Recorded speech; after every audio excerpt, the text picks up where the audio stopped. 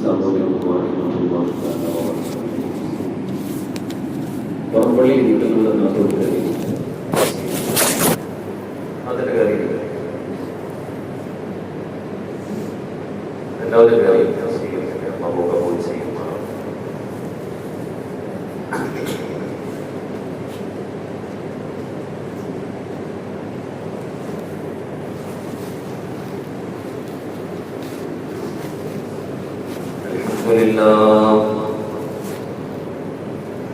الحمد لله رب العالمين. الصلاة والسلام على أشرف المرسلين وعلى آله وصحبه أجمعين. رب اشرح لي صدري ويسر لي أمري واحلل عقدة من لساني يفقهوا قولي. رب اشرح لي صدري ويسر لي أمري واحلل عقدة من لساني يفقهوا قولي. وما توفيقي إلا بالله عليه توكلت وإليه أنيب. أعوذ بالله من الشيطان الرجيم. بسم الله الرحمن الرحيم. ونفخ في الصور فصعق من في السماوات ومن في الأرض إلا من شاء الله ثم نفخ فيه أخرى فإذا هم قيام ينظرون. لك الحمد مولانا على كل نعمة ومن جملة النعماء قولي لك الحمد ولا حمد إلا أنت منا بنعمتي فسبحان لا يقوى على حمدك العبد. وألموا أمة محمد صلى الله عليه وسلم. പ്രിയമുള്ള സഹോദരന്മാരെ, സത്യവിശ്വാസികളെ, അല്ലാഹു സുബ്ഹാനഹു വ തആലയുടെ ഏറ്റവും ശ്രേഷ്ഠമായ ഒരു തീരുമാനപ്രകാരമാണ്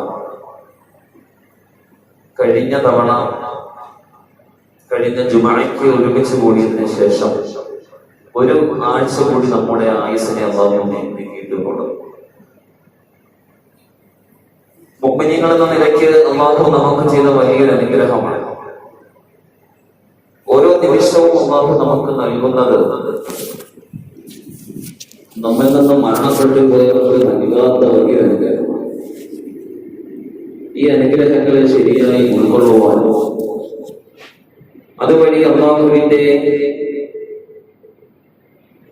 ഏറ്റവും ശ്രേഷ്ഠമായ അടുപ്പം കരസ്ഥമാക്കുവാനോ അതുവഴി പരിശുദ്ധമായ സ്വർഗത്തിലേക്ക് എത്തപ്പെടുവാനും നമുക്ക് അല്ലാഹു എല്ലാവിധ തൗഫീഖ് നൽകി അനുഗ്രഹിക്കുമാറാവട്ടെ. നമ്മിൽ നിന്നും മൺമറഞ്ഞു പോയ മാതാപിതാക്കൾ, വേണ്ടപ്പെട്ടവർ, കുടുംബാദിയ അയൽവാസി ലോക മുസ്ലിംകൾ, അവരുടെയൊക്കെ കബറിടം അല്ലാഹു വിശാലമാക്കി അനുഗ്രഹിക്കുമാറാവട്ടെ. പ്രിയമുള്ള സഹോദരന്മാരെ, സത്യവിശ്വാസികളെ, നമ്മൾ കഴിഞ്ഞ 3 ആഴ്ചകളിലായിട്ട് നമ്മുടെ കൊച്ചു കേരളത്തിലുണ്ടായ പ്രളയ ദുരന്തത്തെ കുറിച്ച് സംസാരിച്ചു വരികയാണ്.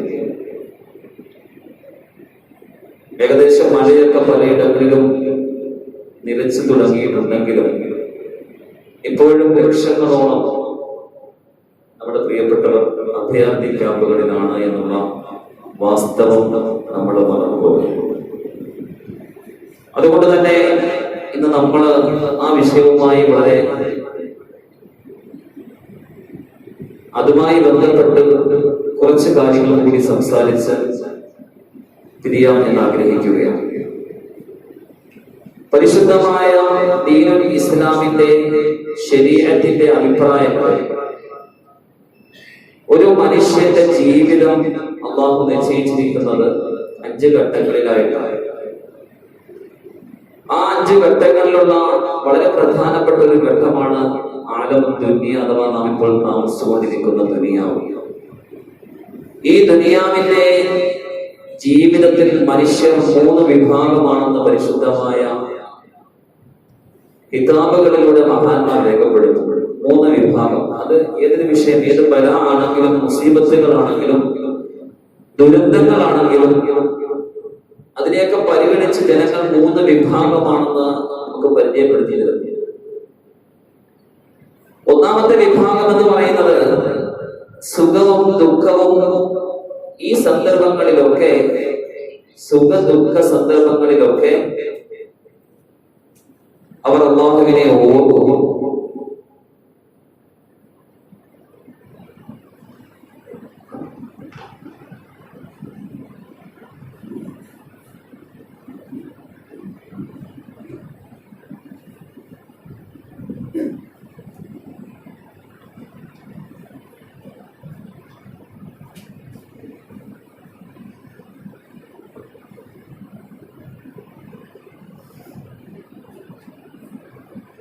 മൂന്ന് വിഭാഗം ആളുകളാണ് അത് പരിഗണിച്ചുണ്ടാവുക.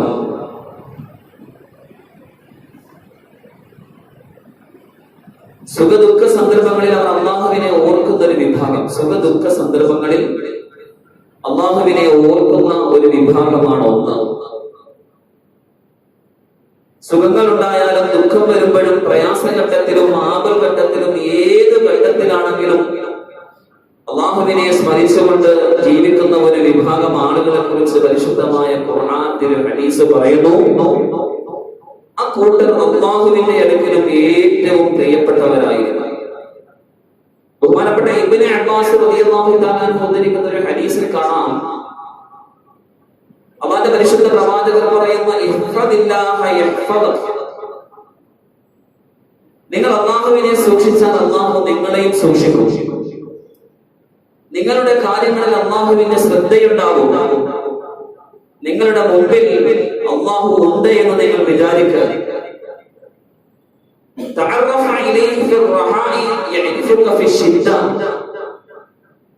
ക്ഷേമഘട്ടങ്ങളിൽ മാത്രമല്ല, ക്ഷാമമുണ്ടാകുമ്പോഴും അള്ളാഹുവിനെ ഓർക്കുന്ന ഒരു വിഭാഗം ക്ഷേമഘട്ടത്തിൽ ഓർത്തതിന് പ്രതിഫലമായി ക്ഷാമത്തിന്റെ ഘട്ടത്തിൽ അള്ളാഹു അവനെ ഓർക്കുക തന്നെ ചെയ്യും. അഥവാ സുഖത്തിന്റെ അവസരത്തിൽ അള്ളാഹുവിനെ ഓർത്ത ഒരു വ്യക്തി അവന് പ്രതിസന്ധിയും അതുപോലെ തന്നെ ദുരന്തങ്ങളും ഉണ്ടാകുമ്പോൾ അവനെയും അള്ളാഹു ഓർക്കും. ഇത് ഒന്നാമത്തെ ഒരു വിഭാഗമാണ്. അത് അക്കൂട്ടർ ഏറ്റവും ശ്രേഷ്ഠമായ വിഭാഗമാണ്. ഇത് മുഅ്മിനീങ്ങൾക്ക് മാത്രമേ കഴിയുകയുള്ളൂ ഈ ഒരു വിഭാഗത്തിൽ പെടാൻ. പരിശുദ്ധ പ്രവാചകർ മുഹമ്മദ് മുസ്തഫ സല്ലല്ലാഹു അലൈഹി വസല്ലം തങ്ങൾ പറഞ്ഞ ഒരു ഹദീസിൽ കാണാം, അജബൽ ലിഅംരിൽ മുഅ്മിൻ, മുഅ്മിനിന്റെ കാര്യം എന്ത് അത്ഭുതം, ഒരു സത്യവിശ്വാസിയുടെ കാര്യം എന്ത് അത്ഭുതമാണ്. അത് പറയാൻ കാരണമുണ്ട്. ഇന്ന അംറഹു കുല്ലഹു ഖൈർ, ഒരു സത്യവിശ്വാസി ദുനിയാവിൽ ജീവിക്കുമ്പോൾ ആ സത്യവിശ്വാസിയുടെ മുഴുവൻ കാര്യങ്ങളും അവന് നന്മയായി മാത്രമാണ് ഭവിക്കുന്നത്. നന്മ മാത്രമേ ആവുള്ളൂ ഒരു സത്യവിശ്വാസിക്ക്. ദുഃഖമാണെങ്കിലും അവന് നന്മ, സുഖമാണെങ്കിലും അവന് നന്മ. ഇതാണ് പരിശുദ്ധമായ ഇസ്ലാം അവന് പ്രതിദാനം ചെയ്യുന്നത്, അവന് പ്രദാനം ചെയ്യുന്നത്. ഇൻ അസാബതുഹു സഖാഅ ശകറ, അവന് നന്മയുണ്ടാകുമ്പോൾ, സാമ്പത്തികമായ ലാഭമുണ്ടാകുമ്പോൾ, ജീവിതത്തിൽ ഉന്നതമായ പദവികൾ ഉണ്ടാകുമ്പോൾ, മക്കളുണ്ട്, നല്ല ഒരു വീടുണ്ട്, നല്ല ഭാര്യയുണ്ട്, കുടുംബക്കാരുണ്ട്, എല്ലാ നിലയ്ക്കും അനുഗ്രഹമായ ജീവിതമുള്ള ഘട്ടത്തിൽ ഒരു മുഅ്മിനായ വ്യക്തി ശകറ, അല്ലാഹുവിനെ നന്ദി രേഖപ്പെടുത്തുകയാണ്. പ്രഭാതത്തിൽ അവൻ ഉണരുമ്പോൾ അൽഹംദുലില്ലാഹ്, അവന്റെ കച്ചവടത്തിൽ ലാഭമുണ്ടെങ്കിൽ ആരെങ്കിലും അൽഹംദുലില്ലാഹ്, അവന്റെ കുട്ടിക്ക് ഉന്നതമായ നിലയിലൊരു ജോലി ലഭിച്ചാലും അതിലും അൽഹംദുലില്ലാഹ്, അവന് രോഗമില്ല എന്ന ഡോക്ടറിന്റെ സർട്ടിഫിക്കറ്റ് കിട്ടുമ്പോഴും അൽഹംദുലില്ലാഹ്, ശകറ, അവൻ അല്ലാഹുവിനെ ഓർക്കും. മാത്രമല്ല അവൻ ഏതെങ്കിലും തരത്തിൽ പ്രയാസമുണ്ടായാൽ, ഏതെങ്കിലും തരത്തിൽ അവന് ബുദ്ധിമുട്ടുകൾ പിണഞ്ഞാൽ, രോഗമാണെന്ന് ഡോക്ടറിന്റെ നാവിലൂടെ കേട്ടാൽ, കച്ചവടം ഒക്കെ പൊളിഞ്ഞ് തകർന്ന് തരിപ്പണമായി നിൽക്കുമ്പോഴും അവൻ അൽഹംദുലില്ല എന്ന് പറയും. പടച്ചവനെ, നീ എനിക്ക് കൈകൾ തന്നിട്ടുണ്ടല്ലോ, എനിക്ക് കാലുകൾ തന്നിട്ടുണ്ടല്ലോ, എനിക്ക് കണ്ണും ചെവിയും ഒക്കെ നൽകിയിട്ടുണ്ടല്ലോ, എന്റെ സമ്പാദ്യം മുഴുക്ക നശിച്ചാലും എന്റെ അനുഗ്രഹങ്ങൾ മുഴുക്ക നീ എടുത്താലും പടച്ചവനെ, എന്നെ ആയുസോടെ നീ അല്ലാഹുവേ എന്നെ നീ നിലനിർത്തിയല്ലോ എന്ന് പറഞ്ഞിട്ട് ആ സമയവും അവൻ സ്വബറ, ക്ഷമിക്കുകയാണ്. അപ്പോഴും അവൻ പറയും അൽഹംദുലില്ലാഹ്, ഇതും അവന് നന്മയായിട്ട് പറയുന്നു. ഇത് ഒന്നാമത്തെ വിഭാഗത്തിൽപ്പെട്ട ഒരു വിഭാഗമാണ്. രണ്ടാമത്തെ ഒരു വിഭാഗം സുഖകരമായ ജീവിതത്തിൽ അല്ലാഹുവിനെ മറക്കുന്ന ഒരു വിഭാഗം. സുഖം ലഭിക്കുമ്പോൾ അല്ലാഹുവിനെ മറക്കുന്ന ഒരു വിഭാഗം. അനുഗ്രഹങ്ങൾ ഉണ്ടാകുമ്പോൾ അല്ലാഹുവിനെ മറക്കുന്നു. ശ്രദ്ധയോടെ കേൾക്കണം. ഈ സമയത്തിന് അനിവാര്യമായി മനസ്സിലാക്കേണ്ട ഒരു സംഗതിയാണ്. ഒന്നാമത്തെ വിഭാഗം നന്മയുണ്ടാകുമ്പോഴും പ്രയാസമുണ്ടാകുമ്പോഴും അല്ലാഹുവിനെ സ്മരിക്കുന്നവർ, അല്ലാഹുവിനെ നന്ദിയോടെ ഓർക്കുന്നവർ. മറ്റൊരു വിഭാഗം സുഖത്തിന്റെ ഘട്ടത്തിൽ അല്ലാഹുവിനെ ഓർക്കൂല. സുഖമുണ്ടാകുമ്പോൾ, സമ്പത്തുണ്ടാകുമ്പോൾ അല്ലാഹുവിനെ മറന്ന് ജീവിക്കുന്ന ഒരു വിഭാഗം. എന്തെങ്കിലും ആപത്ത് പിണഞ്ഞാൽ, ദുരന്തമുണ്ടായാൽ, സാമ്പത്തികമായ നാശനഷ്ടങ്ങൾ ഉണ്ടാകുമ്പോൾ ആ ഘട്ടത്തിൽ അല്ലാഹുവിനെ സ്മരിക്കുന്ന ഒരു വിഭാഗം.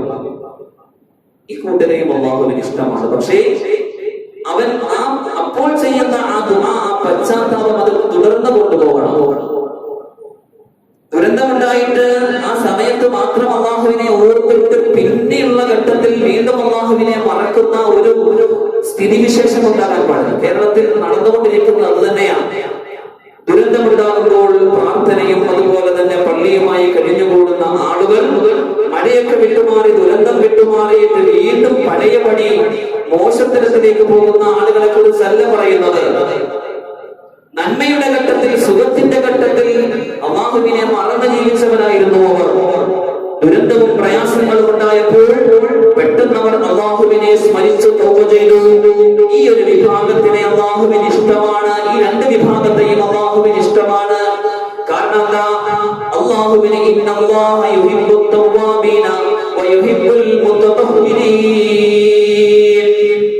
പ്രഭാതം മുതൽ പ്രദോഷം വരെ ജീവിതത്തിന്റെ അഖില നീല മേഖലകളുമായി ബന്ധപ്പെട്ട് നിൽക്കുമ്പോഴും ഒരു പ്രയാസം ഉണ്ടാകുമ്പോൾ അല്ലാഹുവിനെ ഓർക്കുന്ന ഒരു മനുഷ്യൻ, പടച്ചവനെ നീ നൽകിയ അനുഗ്രഹം മുഴുവൻ ഭുജിച്ചിട്ട്, നിന്റെ അനുഗ്രഹം മുഴുവൻ ഞാൻ എടുത്തിട്ട്, പടച്ചവനെ എന്നെ ഇപ്പോഴും നീ ജീവനോടെ നിലനിർത്തിയല്ലോ, ഞാൻ ചെയ്തത് തെറ്റില് ഞാൻ വല്ലാതെ പശ്ചാത്തപിക്കുന്നു തമ്പുരാനെ.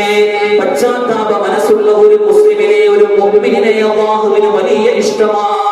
അവൻ ക്ഷേമത്തിന്റെ ഘട്ടത്തിൽ അല്ലാഹുവിനെ മറന്നെങ്കിലും ശരി, ക്ഷാമമുണ്ടായപ്പോൾ, പ്രയാസമുണ്ടായപ്പോൾ, അസുഖങ്ങൾ ഉണ്ടായപ്പോൾ അല്ലാഹുവിലേക്ക് വന്നുകൊണ്ട് കരഞ്ഞു നിലവിളിച്ച് ദുആ ചെയ്ത ആ മനുഷ്യന് അല്ലാഹു സുബ്ഹാനഹു വ തആല തിരിച്ചും ഇഷ്ടപ്പെടുമെന്ന് ഹബീബ് മുഹമ്മദ് മുസ്തഫ. മൂന്നാമത്തെ ഒരു വിഭാഗത്തെ കുറിച്ച് പറയുന്നു. ഈ വിഭാഗത്തിൽ തീരെ നമ്മൾ പെടരുത്. സുഖമുണ്ടാകുമ്പോഴും ദുഃഖമുണ്ടാകുമ്പോഴും അല്ലാഹുവിനെ ഓർമ്മയില്ല. സുഖത്തിന്റെ വേളയിലും അല്ലാഹുവിനെ ഓർമ്മയില്ല, ദുഃഖത്തിന്റെ വേളയിലും അല്ലാഹുവിനെ ഓർമ്മയില്ല. ആ ഒരു കൂട്ടർ ലോകത്തിന്റെ തന്നെ നാശമാണ്. ആ ഒരു കൂട്ടരെ സൂക്ഷിക്കണമെന്ന് ഹബീബ് മുഹമ്മദ് മുസ്തഫ. ഈ ഒരു കൂട്ടരുണ്ടാകുമ്പോൾ അവിടെ ലോകാവസാനത്തിന്റെ ലക്ഷണങ്ങൾ കാണുമെന്ന് നബി മുഹമ്മദ് മുസ്തഫ. പരിശുദ്ധ പ്രവാചകർ നബി മുഹമ്മദ് മുസ്തഫ സല്ലല്ലാഹു അലൈഹി വസല്ലം തങ്ങൾ പറയുകയാണ്, ഈ ലോകത്തിന്റെ അവസാനവുമായി ബന്ധപ്പെട്ട് നൽകുന്ന എന്ന് പറഞ്ഞാൽ അഥവാ ഖിയാമത്ത് നാളിന്റെ അടയാളങ്ങളെന്ന് പറഞ്ഞാൽ അതിന് ചില വ്യക്തമായ അടയാളമുണ്ട്. അഥവാ ലോകാവസാനത്തിന് അല്ലാഹു ചില അടയാളങ്ങൾ വെക്കുന്നുണ്ട്. ആ അടയാളങ്ങൾ പുലർന്നുകൊണ്ടേയിരിക്കുകയാണ്. പരിശുദ്ധ ഖുർആൻ അത് വ്യക്തമാക്കിയ കാര്യമാണ്. ഇങ്ങനെയുള്ള ആളുകൾ കടന്നു വരുമ്പോൾ അല്ലാഹുവിനെ ഓർക്കാതെ സുഖമുള്ളപ്പോഴും ദുഃഖമുള്ളപ്പോഴും അല്ലാഹുവിനെ വിസ്മരിച്ചുകൊണ്ട് അല്ലാഹുവിന്റെ വിധിവിലക്കുകൾക്ക് അനുസൃതമായ ജീവിതം നയിക്കാതെ അഹങ്കാരിയായി ദുനിയാവിൽ ജീവിക്കുന്ന വ്യക്തികൾ ഈ ലോകത്തുണ്ടായാൽ നിങ്ങൾ ഖിയാമത്തിനെ പ്രതീക്ഷിക്കൂ എന്ന് പരിശുദ്ധ ഹബീബ് നബി മുഹമ്മദ് മുസ്തഫ ഖുർആൻ പറയുന്നു. ഫഹൽ യൻദുറൂന ഇല്ല الساعة أن تأتيهم بغتة فقد جاء أشراطها. അക്രമികളായ ജനങ്ങളെ, അക്രമി വിഭാഗമേ, നിങ്ങൾക്കിനി കാത്തു നിൽക്കാനുള്ളത്, നിങ്ങൾക്കിനി പ്രതീക്ഷിക്കാനുള്ളത് പെട്ടെന്ന് വരുന്ന അന്ത്യനാൾ മാത്രമാണ്. പെട്ടെന്ന് കടന്നു വരുന്ന അന്ത്യനാളിൽ നിങ്ങൾ വല്ലാണ്ട് ഭയപ്പെട്ടു പ്രതീക്ഷിച്ചിരുന്നോ എന്ന് പരിശുദ്ധമായ ഖുർആൻ. ലോകാവസാനത്തിന്റെ ഒന്നാമത്തെ അടയാളം എന്താണ്? ഒന്നാമത്തെ അടയാളം പഠിക്കാൻ നമുക്ക് ഹബീബ് മുഹമ്മദ് മുസ്തഫ സല്ലല്ലാഹു അലൈഹി വസല്ലം തങ്ങൾ പറഞ്ഞു, ലോകാവസാനത്തിന്റെ ഒന്നാമത്തെ അടയാളം ബിഅസത്തു മുഹമ്മദിൻ സല്ലല്ലാഹു അലൈഹി വസല്ലം അവ്വലു മിൻ അശ്റാത്തിസ് സാഅ. ഖിയാമത്ത് നാളിന്റെ ഒന്നാമത്തെ അടയാളങ്ങളിൽ പെട്ടതാണ് അന്ത്യപ്രവാചകന്റെ ആഗമനം. അഥവാ 1400 വർഷങ്ങൾക്ക് മുമ്പ് മക്കയിൽ ഉദയം ചെയ്ത ഹബീബ് മുഹമ്മദ് മുസ്തഫ സല്ലല്ലാഹു അലൈഹി വസല്ലം തങ്ങളുടെ തിരുപ്പിറവി മുതൽക്കേ ലോകാവസാനത്തിന്റെ അടയാളം തുടങ്ങിക്കഴിഞ്ഞു എന്ന് ഹബീബ് തങ്ങൾ തന്നെയാണ് പറയുന്നത്. ഇനി നിങ്ങൾക്കൊരു നബിയെ പ്രതീക്ഷിച്ചിരിക്കേണ്ട, നിങ്ങൾക്കൊരു നബി ഇനി വരാനില്ല. ഞാൻ വന്നതോടുകൂടെ ഖിയാമത്തിന്റെ അടയാളം കടന്നു വന്നു എന്ന് ഹബീബ് മുഹമ്മദ് മുസ്തഫ മസലി വമസലുസ് സാഅ, ഞാനും അന്ത്യദിനവും തമ്മിലുള്ള ഉപമ കമസലി സൗബിൻ ശുഖ്ഖ മിൻ അവലിഹി, ഒരു വസ്ത്രം പോലെയാണ്. ഞാനും ഖിയാമത്ത് നാളുമായുള്ള ബന്ധം ഒരു വസ്ത്രം പോലെയാണ്. ശുഖ്ഖ മിൻ അവലിഹി, അതിന്റെ മുകൾ ഭാഗം കീറി തുടങ്ങിയിരിക്കുന്നു. മുകൾ ഭാഗം കീറി തൂങ്ങിയ ഒരു വസ്ത്രം പോലെ. ആ വസ്ത്രത്തിന്റെ മുകൾ ഭാഗം കീറിയിട്ട് ഒരു നൂൽ ബന്ധത്തിൽ മാത്രം തൂങ്ങിക്കിടക്കുന്ന ഒരു വസ്ത്രം പോലെ. ആ നൂലുകൂടി പൊട്ടിയാൽ ആ നൂലുകൂടി പൊട്ടിക്കഴിഞ്ഞാൽ ഖിയാമത്ത് നാൾ ഇവിടെ സംഭവിക്കുകയായി. നൂല് പൊട്ടി കീറി പോയ ഒരു വസ്ത്രം, ആ വസ്ത്രത്തിന്റെ ബാക്കി ഭാഗം തലയിലേക്ക് വധിക്കാൻ ഒരു നൂൽ ബന്ധം മാത്രമാണ്. ആ നൂല് കൂടി പൊട്ടിക്കഴിഞ്ഞാൽ ഖിയാമത്ത് നാൾ സംഭവിക്കുമെന്ന് ഹബീബ് മുഹമ്മദ് മുസ്തഫ. ഖിയാമത്ത് നാളിന്റെ അടയാളങ്ങളിൽപ്പെട്ട ഒന്നാമത്തെ അടയാളമായി റസൂലുള്ളാഹി സ്വല്ലല്ലാഹു അലൈഹി വസല്ലം തങ്ങൾ പറയുന്നു, ലാ തഖൂമുസ് സാഅ, ഖിയാമത്ത് നാൾ സംഭവിക്കൂല ഇതുവരെ ഹത്താ തതഖാറബൽ അസ്വാഖ്. നമ്മൾ നേരത്തെ കേട്ട ഹദീസാണ്, ഇവിടെ തന്നെ പറഞ്ഞ ഹദീസാണ്. മാർക്കറ്റുകൾ അടുത്തടുത്ത് വരാതെ, സഹീഹ ഹദീസാണ്. നമുക്ക് നോക്കാം ഈ കാലത്ത് അതൊക്കെ ഉണ്ടായിട്ടുണ്ടോ എന്ന് നമുക്ക് നോക്കണ്ടേ. മാർക്കറ്റുകൾ അടുത്തടുത്ത് വരാതെ ഖിയാമത്ത് നാൾ സംഭവിക്കുകയില്ല എന്ന് പറഞ്ഞാൽ ഏത് കുഗ്രാമത്തിലും പട്ടണത്തിൽ കിട്ടുന്ന സാധനങ്ങൾ കിട്ടിത്തുടങ്ങി കഴിഞ്ഞാൽ നിങ്ങൾ ഖിയാമത്തിനെ പ്രതീക്ഷിച്ചുകൊള്ളൂ. ഇന്ന് ലോകത്തിൽ ഒറ്റ മാർക്കറ്റാണുള്ളത്, ഒരൊറ്റ മാർക്കറ്റ്. വാഷിംഗ്ടണിലും ഫ്രാൻസിലും ലണ്ടനിലും ബ്രിട്ടനിലും ഒക്കെ ഒരു സാധനത്തിന് വില കുറഞ്ഞാൽ ഈ കൊച്ചു കേരളത്തിലും വില കുറയും. ഇന്റർനെറ്റിന്റെ കടന്നുവരവോടുകൂടി ലോകം ഒരു ഗ്ലോബൽ വില്ലേജായി മാറി. മനുഷ്യന്റെ കൈക്കുമ്പിളിൽ ലോകമൊതുങ്ങി. നബി തങ്ങൾ സല്ലല്ലാഹു അലൈഹി വസല്ലം തങ്ങൾ പറഞ്ഞു, ഖിയാമത്ത് നാൾ സംഭവിക്കുമ്പോൾ തതഖാറബൽ അസ്വാഖ്, മാർക്കറ്റുകൾ അടുത്തടുത്ത് വരുന്ന ഘട്ടം. രണ്ടാമതായി റസൂലുള്ളാഹി തങ്ങൾ പറഞ്ഞു, ഇന്ന മിൻ അശ്റാത്തിസ് സാഅ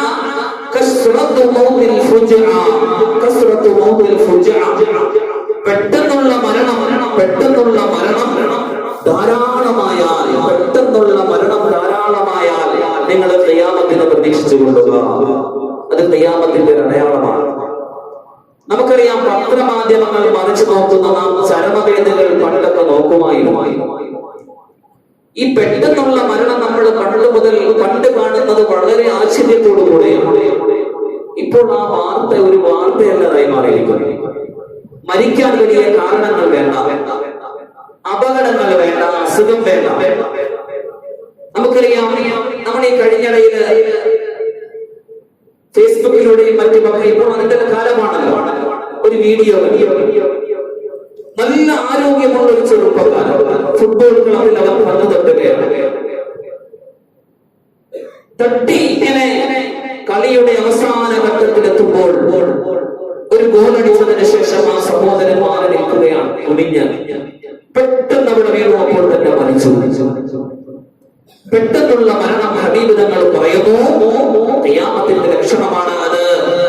നിങ്ങൾ ഈ സമയത്ത് ഖിയാമത്തിനെ പ്രതീക്ഷിച്ചു കൊള്ളുക. തുടർന്ന് പറയുന്ന റസൂലുള്ളാഹി, ഒരിക്കൽ ഹബീബ് തങ്ങളുടെ അടുക്കൽ ജിബ്രീൽ അലൈഹിസ്സലാത്തു വസ്സലാം കടന്നു വന്നുകൊണ്ട് ഒരു ദീർഘമായ ഹദീസ് അതിലുണ്ട്. ബുഖാരിയിലൊക്കെ റിപ്പോർട്ട് ചെയ്ത ഹദീസാണ്. റസൂലുള്ളാഹിന്റെ സമീപത്തിൽ ബഹുമാനപ്പെട്ട ജിബ്രീൽ അലൈഹിസ്സലാത്തു വസ്സലാം ഒരു വിദ്യാർത്ഥിയുടെ രൂപത്തിൽ കടന്നു വന്നു.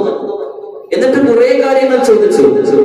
ഈമാനിനെ കുറിച്ചും ഇസ്ലാമിനെ കുറിച്ചും ഒക്കെ ചോദിച്ചു.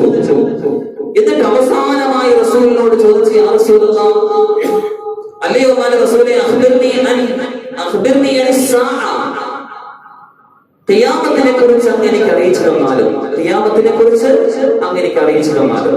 തങ്ങൾ പറഞ്ഞു, മൽ മസ്ഊലു അൻഹാ ബിഅലമ മിനസ്സാഇൽ, ചോദിക്കപ്പെടുന്ന ഞാൻ ചോദിക്കുന്ന നിങ്ങളെക്കാൾ ഈ വിഷയത്തിൽ അറിവുള്ള ആളല്ല, അത് നിങ്ങൾക്കാണ് അറിയുക. ജിബ്രീലാണെന്ന് റസൂലിന് മനസ്സിലായല്ലോ. വീണ്ടും ചോദിക്കുകയാണ്, ആ ഖിയാമത്ത് നാളിന്റെ ലക്ഷണങ്ങൾ, അതിന്റെ ഉപമകൾ, അടയാളങ്ങളൊന്നും പറഞ്ഞതാ റസൂലേ.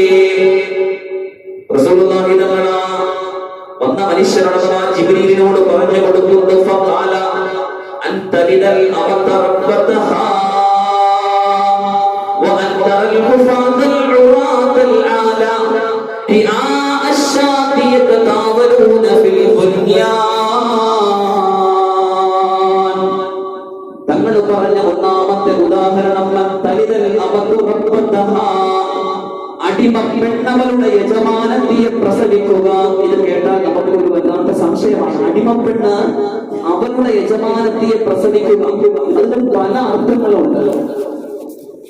ഹദീസിന്റെ വ്യാഖ്യാതാക്കൾ അതിനെ കൊടുത്ത ഒരർത്ഥം, മാതാപിതാക്കൾ ഇവിടെ ഉണ്ടാവുക എന്നുള്ളതാണ്. മാതാപിതാക്കളെ കഷ്ടപ്പെടുത്തുന്ന ഒരു കാലഘട്ടം ഉണ്ടായാൽ തീർച്ചയായും നിങ്ങൾ ഖിയാമത്തിനെ പ്രതീക്ഷിച്ചു കൊള്ളുക. എല്ലാ നിലയ്ക്കും വളർത്തി വരുന്ന അവരുടെ സ്വന്തം മക്കൾ മാതാപിതാക്കളെ തള്ളിപ്പറയുന്ന ഒരു കാലം വന്നാൽ ഈ ഘട്ടത്തിൽ നിങ്ങൾ ഖിയാമത്തിനെ പ്രതീക്ഷിച്ചു കൊള്ളുക. പ്രിയമുള്ള സഹോദരന്മാരെ, ഞാൻ നിങ്ങളും ഒന്ന് നോക്കണം. സാക്ഷരതയ്ക്ക് ഏറ്റവും പേര് കേട്ട നമ്മുടെ കൊച്ചു കേരളം, വിദ്യാഭ്യാസപരമായി ഏറ്റവും ഉയർച്ചയുള്ള നമ്മുടെ കേരളം, ഇന്ത്യയിലെ മറ്റു സംസ്ഥാനങ്ങളെ അപേക്ഷിച്ചുകൊണ്ട് കൊച്ചു കേരളത്തിന്റെ അവസ്ഥ സാമ്പത്തിക നിലയിൽ വളരെ മെച്ചത്തിലാണ്. സമ്പന്നന്മാർ അധികമുള്ള നമ്മുടെ കേരളം. എന്നാൽ ഈ കേരളത്തിന്റെ ഏറ്റവും വലിയ ശാപം എന്താണ്? ഇവിടെ വളർന്നു വലുതായ മക്കൾ, ഉന്നത വിദ്യാഭ്യാസ ഗുണനിലവാരമുള്ള മക്കൾ, തന്റെ വാർദ്ധക്യമെത്തിയ മാതാപിതാക്കളെ തള്ളിപ്പറയുന്ന കാലഘട്ടമാണ്. ഹബീബ് തങ്ങൾ പറഞ്ഞു, ഈ കാലത്ത് നിങ്ങൾ ഭയപ്പെടണേ. ഇവിടെ പ്രളയമുണ്ടാകാൻ ഒരു കാരണം ഇത് തന്നെയാണ്. ഭൂമിക്ക് തലകീഴായി മറിക്കാൻ ഒരു കാരണം ഇത് തന്നെയാണ്. മാതാപിതാക്കളെ കഷ്ടപ്പെടുത്തുന്ന ഒരു ലോകം, വിദ്യാസമ്പന്നരായ മക്കള് മാതാപിതാക്കളെ ചവിട്ടി പുറത്താക്കുന്ന ഒരു കാലഘട്ടം, പിതാവിന്റെ വാക്കിന് ചെവി കൊടുക്കാത്ത മക്കള് മാതാവിന്റെ അടിവയറ്റിലേക്ക് ചവിട്ടിക്കൊണ്ട് മാതാവിനെ വൃദ്ധസദനത്തിലേക്ക് തള്ളിവിടുന്ന ഒരു കൂട്ടരുണ്ടായാൽ നിങ്ങൾ ഖിയാമത്ത് നാളിനെ പ്രതീക്ഷിച്ചു എന്ന് ഹബീബ് മുഹമ്മദ് മുസ്തഫ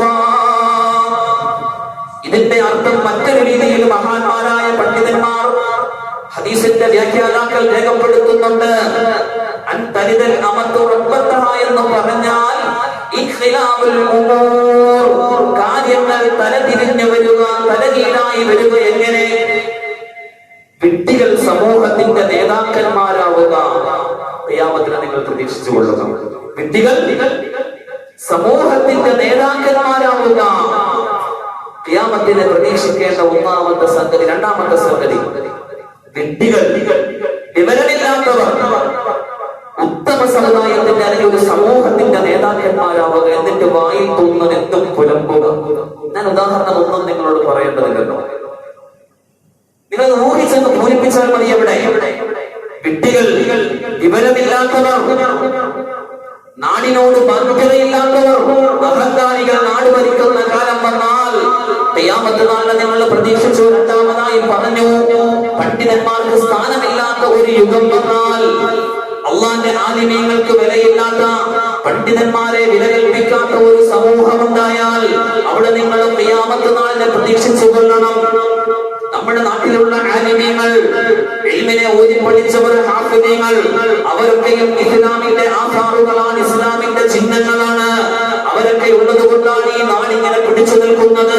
അവരുള്ളത് കൊണ്ടും നമ്മുടെ നാട്ടിലുള്ള വൃദ്ധരായ ആളുകൾ ഉള്ളത് കൊണ്ടും കൊച്ചു കുട്ടികൾ ഉള്ളത് കൊണ്ടുമാണ് ഈ ലോകം ഇങ്ങനെ തന്നെ നിലനിന്നു പോകുന്നത്.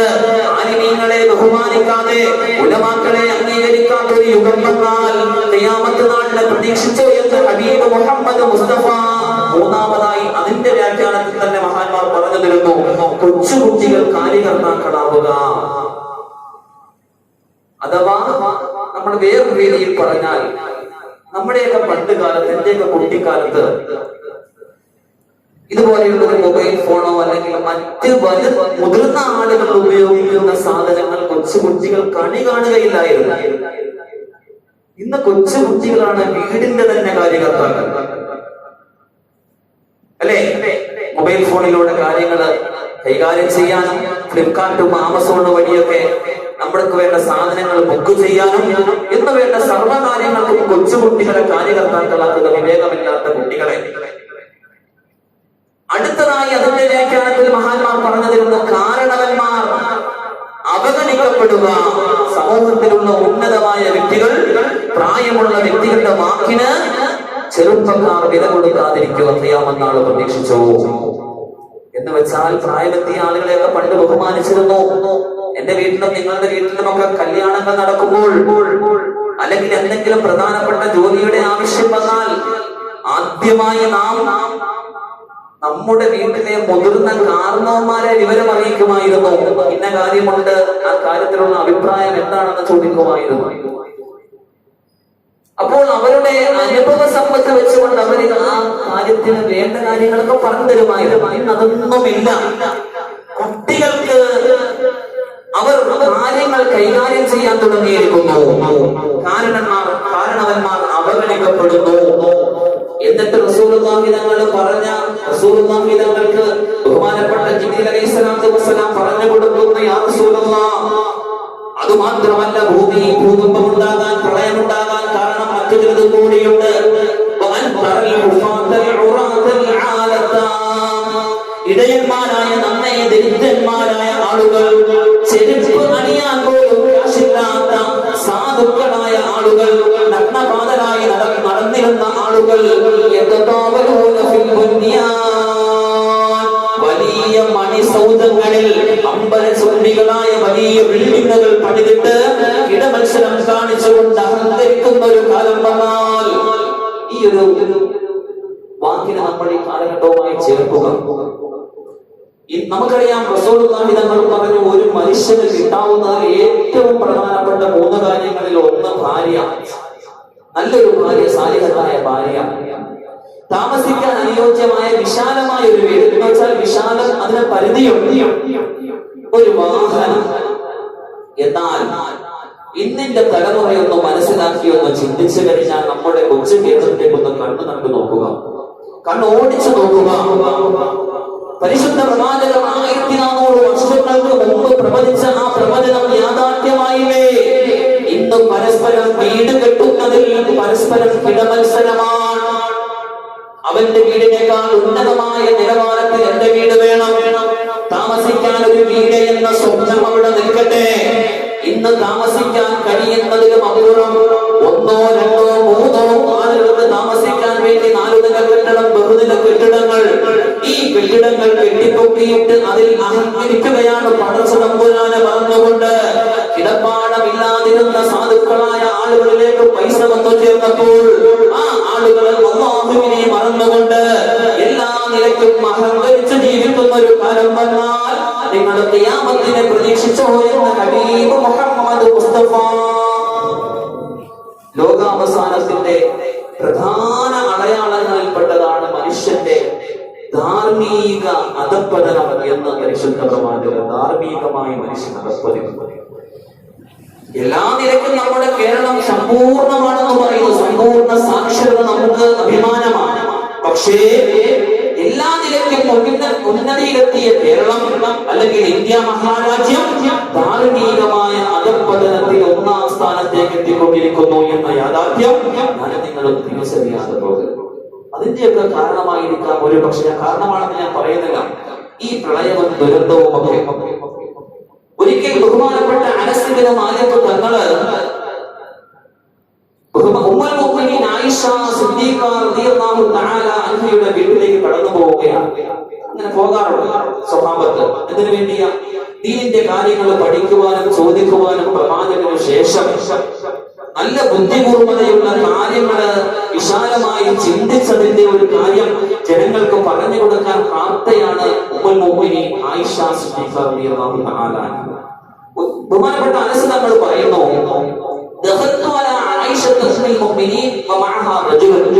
ഒരിക്കൽ ഞാൻ ആയിഷ ബീവിയുടെ വീട്ടിലേക്ക് കടന്നു ചെല്ലുമ്പോ അവിടെ ഒരു പുരുഷൻ, ഒരു മനുഷ്യൻ ആയിഷ ബീവിയുടെ വരാന്തയിൽ ഇരിപ്പുണ്ട്.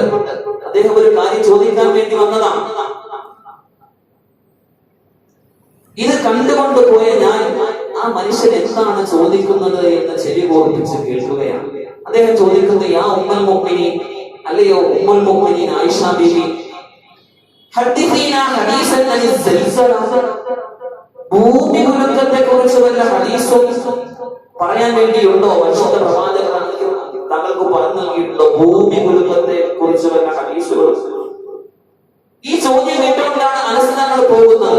ഈ സമയം ആയിഷ ബീവി ആ മനുഷ്യരിൽ നിന്നും അകത്തിരിക്കുകയാണ് ആയിഷ ബീവി.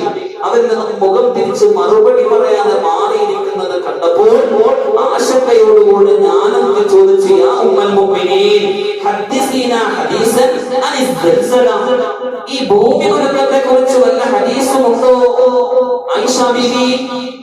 മുഅ്മിനീങ്ങളുടെ മാതാവേ, ഞങ്ങളോട്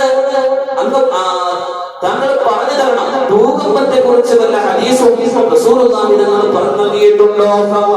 ആയിഷ അല്പം ആലോചനയ്ക്ക് ശേഷം ആയിഷ ബീവി പറയുകയാണ്, പരിശുദ്ധ പ്രവാചകരിൽ നിന്നും ഹദീസുകൾ വായിലൂടെ കേട്ട, നേരിട്ട് കേട്ട് മനസ്സിലാക്കിയ ബഹുമാനപ്പെട്ട ഉമ്മുൽ മുഅ്മിനീൻ ആയിഷ ബീവി റളിയല്ലാഹു തആല അൻഹ പറയുന്നു, ഇദാ ശരിബൽ ഖുമൂർ വസ്തഹല്ലു സിനാ, പറയുകയാണ് അടയാളമുണ്ട്. എന്താ അടയാളം? ഇദാ ശരിബൽ ഖുമൂർ, മദ്യപാനം വർദ്ധിച്ചാൽ, കള്ളുകൂടി വ്യാപകമായാൽ ഖിയാമത്തിനെ പ്രതീക്ഷിച്ചോ.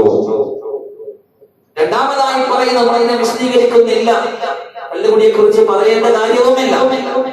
രണ്ടാമതായി പറയുന്ന ഒരു സംഗതി വളരെ ഗൗരവമാണ്, ചിന്തിക്കേണ്ടതാണ്. ഞാൻ നിങ്ങളോട് വ്യഭിചാരം പരസ്യമാവുക, വ്യഭിചാരം വ്യാപകമാവുക, തെറ്റല്ലാതാവുക, സ്വവർഗരതിയും അതുപോലെ തന്നെ വ്യഭിചാരവുമൊക്കെ പരസ്പരം വാർത്തയെ അല്ലാതാവുക. ഇങ്ങനെ വ്യാപകമാകുന്ന ഘട്ടത്തിൽ നമുക്കറിയാം നമ്മുടെ ഈ നാടിന്റെ അവസ്ഥ വല്ലാണ്ട് പുറകോട്ട് പോയിരിക്കും. കോടതി വിധിയും മറ്റും നമ്മൾ കേട്ടവരാണ് ഞാനും നിങ്ങളും. സ്വവർഗരതിയെ അനുകൂലിച്ചും പ്രതികൂലിച്ചും ആളുകൾ. അങ്ങനെ ഒരു ചർച്ചയ്ക്ക് തന്നെ അവസരമില്ലല്ലോ നമ്മുടെ ഈ കൊച്ചു കേരളത്തിൽ. വിദ്യാസമ്പന്നൻ എന്ന് പറയുന്ന നാം അനുവദനീയമായ നിലയിൽ ഭാര്യയിലേക്ക് സമീപിക്കാമെന്ന അവസ്ഥയുണ്ടായിരിക്കെ അങ്ങനെ ഒരു കാര്യത്തിൽ വിധി പറയേണ്ട കാര്യം തന്നെയില്ലല്ലോ. ഈ ഘട്ടത്തിലാണ് ഞാനും നിങ്ങളും ചിന്തിക്കേണ്ടത്. നമ്മുടെ കുറച്ച് കേരളത്തിൽ അത് വ്യാപകമായിരിക്കുന്നു. പണ്ട് കാലത്തും വ്യഭിചാരമുണ്ടായിരുന്നു, പക്ഷേ പരസ്യമായിരുന്നില്ല. ഇന്നത് പരസ്യമായി ചെയ്യുവാനും ഞാൻ അതിന് മുൻകൈയെടുത്ത് നിൽക്കുന്ന ആളാണെന്നൊരു പെൺകുട്ടി പറയാനുമൊക്കെ ഒരു കാലഘട്ടം അടുത്തു വരുന്നത് പ്രിയമുള്ള സഹോദരന്മാരെ ചിന്തിക്കാൻ കഴിയുന്നതിനും അപ്പുറമല്ലേ. ഇങ്ങനെയുള്ളതായ അധർമ്മം ഇവിടെ അരങ്ങേറിയാൽ അല്ലാഹു സുബ്ഹാനഹു വ തആല ഭൂമിയോട് പറയും, ഭൂമി ഇവരെ കൊണ്ട് നീയൊന്ന് വിറച്ചു, ഇവരെ കൊണ്ട് നീയൊന്ന് ഇളകിക്കൂ. ഈ മനുഷ്യരൊന്ന് പാഠം പഠിക്കാൻ നീയൊന്ന് ഇളകിക്കൂ എന്ന് ഭൂമിയോട് പറയുന്ന ഘട്ടം. ആ സമയം അല്ലാഹുവിന്റെ കൽപ്പനയ്ക്ക് വഴിപെട്ടുകൊണ്ട് ഭൂമി ഒന്ന് വിറയ്ക്കുകയാണ്. അങ്ങനെ വിറയ്ക്കുമ്പോൾ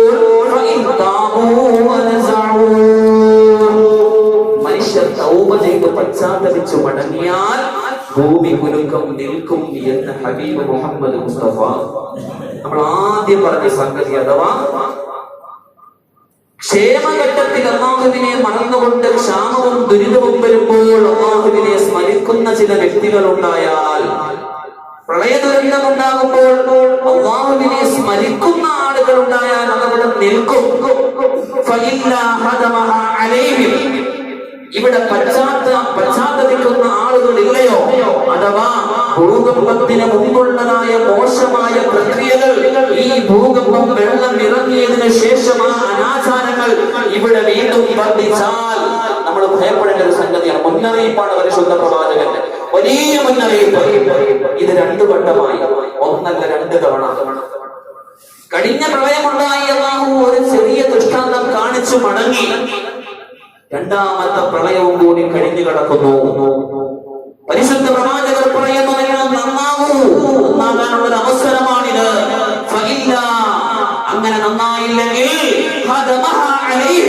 അല്ലാഹു ആ ഭൂമിയോട് പറയും, അവരെ കൊണ്ട് തകർത്ത് തരിപ്പണമാക്കാൻ, അവരെ കൊണ്ട് കുലുങ്ങിയിട്ട് നിങ്ങളങ്ങ് തകർന്നു എന്ന് പറയുമ്പോൾ ഭൂമി എന്ന് കിടുകിടാതിരക്കും. ഇവിടെ ഭൂകമ്പമുണ്ടാകും, അതുവഴി ജനങ്ങൾ മുഴുവൻ നശിച്ചു പോകും. ആ ഘട്ടത്തിൽ അല്ലാഹുവിനെ സ്മരിക്കുന്നവർ അവിടെ ഉണ്ടാവുകയില്ല എന്ന് ഹബീബ് മുഹമ്മദ് മുസ്തഫ. ഒരു ഹദീസുണ്ട്, അല്ലാഹുവിനെ സ്മരിക്കുന്ന ഒരു വ്യക്തി ഒരു സമൂഹത്തിൽ നിലനിൽക്കെ ഭൂകമ്പമോ മറ്റോ ഉണ്ടാവില്ല. എന്ന് വെച്ചാൽ ആലിമീങ്ങളും ഹാഫിദീങ്ങളും അല്ലാഹുവിനെ ഓർക്കുന്നവരും ഒക്കെ ഈ കാലഘട്ടത്തിൽ കുറഞ്ഞുകൊണ്ടേയിരിക്കുന്നു. വളരെ ചിന്തിക്കേണ്ട ഒരു കാര്യമാണ്. ഖിയാമത്ത് നാളിന്റെ വളരെ പ്രധാനപ്പെട്ട ഒരു അടയാളത്തിൽ ഹബീബ് തങ്ങൾ പറയുന്നുണ്ട്, ഇൽമിനെ ഉയർത്തപ്പെടും. ഇൽമിനെ ഉയർത്തപ്പെടുമെന്ന് പറഞ്ഞാൽ ഇൽമ അങ്ങനെ തന്നെ ഉയർത്തപ്പെടുകയല്ല, ആലിമീങ്ങളെ അല്ലാഹു തിരിച്ചു വിളിക്കും. ആലിമീങ്ങളെ തിരിച്ചു വിളിക്കും. ഗൗരവമുള്ള വിഷയമാണ്. നമുക്കറിയാം, കഴിഞ്ഞ വർഷം 2 വർഷമായി എത്ര ആലിമീങ്ങളാണ് ഇവിടെ നമുക്ക് നഷ്ടപ്പെട്ടത്. ആലിമീങ്ങൾ എന്ന് പറഞ്ഞാൽ പേരിൽ മാത്രം ആലിം ചാർത്ത് നടക്കുന്നവരല്ല. ഏതെങ്കിലും ഒരു ബിരുദത്തിന്റെ നാമം സൈഡിൽ ചേർത്തുകൊണ്ട് നടക്കുന്നവൻ ആലിമല്ല. ശരിയായ ആലിമെന്ന് പറഞ്ഞാൽ ദുനിയാവിൽ അവരെ കണ്ടാൽ ജനങ്ങൾ ഭയപ്പെടും, കിടുകിടാവിറക്കും. അവരുടെ സദസ്സിൽ കടന്നു വന്നാൽ അമുസ്ലിമീങ്ങൾ പോലും അല്ലാഹുവിനെ കുറിച്ച് ഓർമ്മ വരും. ആലിമ ഒരു സദസ്സിൽ കടന്നു വന്നാൽ, യഥാർത്ഥ ഒരു ആലിം ഒരു സദസ്സിൽ കടന്നു, മനസ്സിലാക്കുക, ഒരു സദസ്സിൽ കടന്നു വന്നാൽ ഈമാന്റെ പ്രഭ കൊണ്ട് ആ സമൂഹത്തിന് മൊത്തം പടച്ച തമ്പുരാൻ ഓർമ്മ വരും. അതാണ് ആലിമിന്റെ നിർവചനം.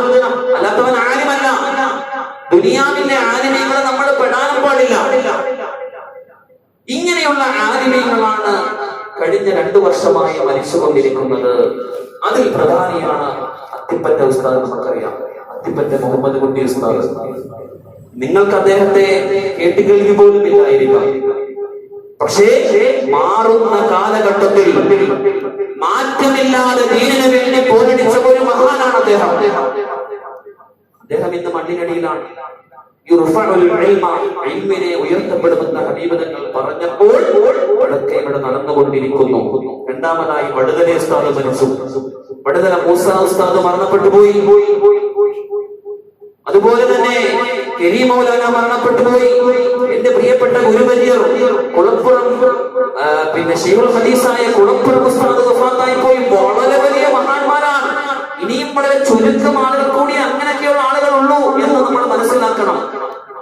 അല്ലാഹുവിന്റെ പരിശുദ്ധ പ്രവാചകർ പറഞ്ഞു, ഇന്ന മിൻ അശ്റാത്തിസ് സഅ അയ്യർഫഅൽ ഇൽമു വയസ്ബുതുൽ ജഹ്ലു. ആലിമീങ്ങളെയൊക്കെ ഉയർത്തപ്പെട്ടിട്ട് ഇവിടെ വിഡ്ഢിത്തം, അറിവില്ലായ്മ സ്ഥിരപ്പെടും, വർദ്ധിക്കും. ഇങ്ങനെ ഒരു കാലഘട്ടം വന്നാൽ നിങ്ങൾ അല്ലാഹുവിന്റെ അദാബിനെ പ്രതീക്ഷിച്ചുകൊള്ളൂ എന്ന് ഹബീബ് മുഹമ്മദ് മുസ്തഫ. അതുകൊണ്ട് ലൈംഗിക വിശുദ്ധി, നമ്മൾ പറഞ്ഞു വന്ന വിഷയം ലൈംഗിക വിശുദ്ധി അനിവാര്യമായ കാലഘട്ടമാണ്. കണ്ണുകൾ കൊണ്ടുപോലും ഒരു അന്യ സ്ത്രീയിലേക്ക് നോക്കാൻ പാടില്ല. നമ്മുടെ കുട്ടികളാകട്ടെ നമ്മളാവട്ടെ. വ്യഭിചാരം വർദ്ധിക്കുന്നു എന്ന് പറഞ്ഞപ്പോൾ നിസ്സാരമായി തള്ളാൻ പാടില്ല ആ വിഷയങ്ങൾ. ഹബീബ് തങ്ങൾ ദീർഘവീക്ഷണത്തോടുകൂടി പറഞ്ഞ കാര്യമാണ്. ഈ സമൂഹം നമുക്കറിയാം, നമുക്ക് മുമ്പുള്ള സമൂഹത്തിൽ ഒരുപാട് പേർ അല്ലാഹുവിന്റെ അദാബിന് കാരണം ഈ വ്യഭിചാരം വർദ്ധിച്ചത് കാരണം കൊണ്ട് തന്നെയാണ്. അതുകൊണ്ട് വളരെയധികം ആ വിഷയത്തിൽ സൂക്ഷിക്കുക. അതിന് വിട്ട ലൈംഗികത ഒഴിവാക്കുക. നമ്മുടെ കാഴ്ചകളിൽ, നമ്മുടെ മൊബൈൽ കാഴ്ചകളിൽ ചെറുപ്പക്കാരുണ്ടെങ്കിൽ അവരോട് ഞാൻ പറയുകയാണ്, നമ്മുടെ മൊബൈൽ കാഴ്ചകളിൽ അശ്ലീലം ഒരു തരി പോലും കടന്നു വരുന്നത്.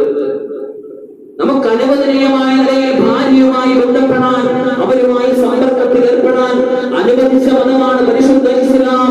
അതിനപ്പുറം ഒരു കണ്ണുകൊണ്ട് അല്ലാഹുവിന്റെ ദൃഷ്ടാന്തം നോക്കിക്കാണേണ്ട കണ്ണ്, പരിശുദ്ധമായ ഖുർആന്റെ ആയത്തുകൾ നോക്കിക്കാണേണ്ട കണ്ണ്, അല്ലാഹുവിന്റെ പരിശുദ്ധമായ പ്രവാചകന്റെ ഹദീസുകൾ നോക്കി പഠിക്കേണ്ട കണ്ണ്. ഈ കണ്ണുകൊണ്ട് നീ മോശമായ ഒരു കാഴ്ച കണ്ടാൽ ആ കാഴ്ചയ്ക്ക് നീ മറുപടി പറയേണ്ടി വരും. കൃത്യമാണ്, അത് കൃത്യമാണ്. ഇത് പറയാൻ എനിക്കൊരു കാരണമുണ്ടറിയുമോ? ഈ കഴിഞ്ഞ 2 ആഴ്ചയ്ക്ക് മുമ്പ് ഞാൻ ആളെയൊന്നും പറയില്ല, ഇവിടെ നടന്നുവല്ല, ഞാനിങ്ങനെ വാഹനത്തിൽ യാത്ര ചെയ്യുകയാണ്. ഏറ്റുമാനൂരിൽ നിന്ന് കയറിയിട്ട് ഒരു അതായത് കണ്ടക്ടറുടെ സീറ്റിന്റെ മുൻസീറ്റിലാണ് ഞാനിരുന്നത്. എനിക്ക് മുമ്പിൽ ഇരിക്കുന്ന ഒരു സീറ്റിലിരിക്കുന്ന 2 ചെറുപ്പക്കാരെ കുട്ടികളാണ്. പരസ്പരം മൊബൈലിൽ കാണുന്ന വീഡിയോ ഞാനൊന്ന് ദർശിച്ചു.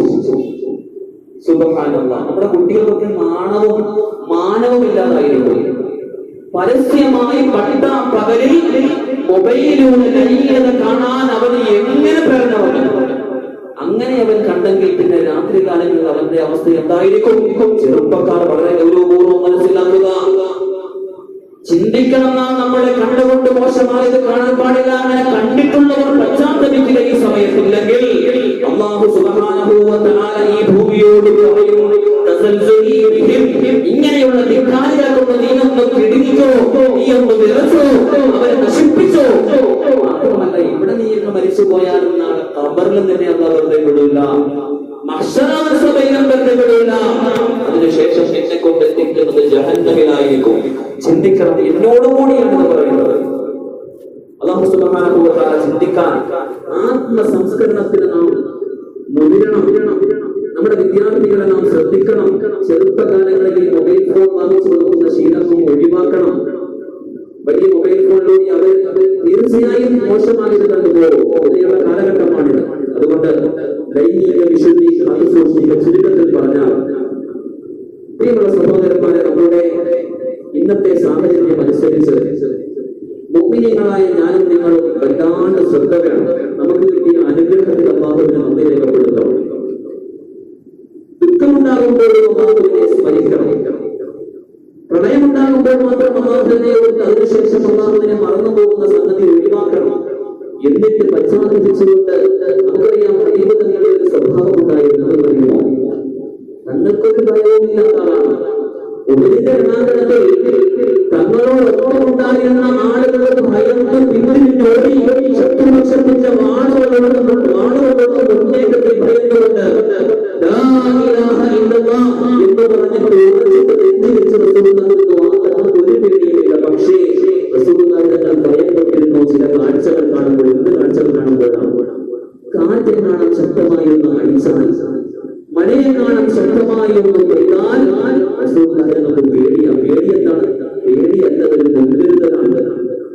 ഇതെന്നാണ് അദാബായിട്ട് അല്ലാഹു ഇങ്ങോട്ടേക്ക് ഇറക്കുമോ ആ ചെയ്യും പരിശുദ്ധ പ്രവാചകർ. അല്ലാഹുവേ, നന്മയാണെങ്കിൽ നീ പെയ്യിപ്പിക്ക്,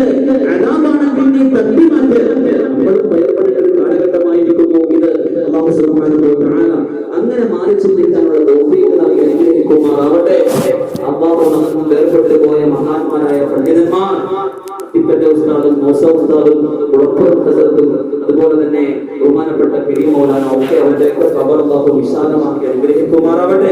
അല്ലാഹു ഇത്തരത്തിൽ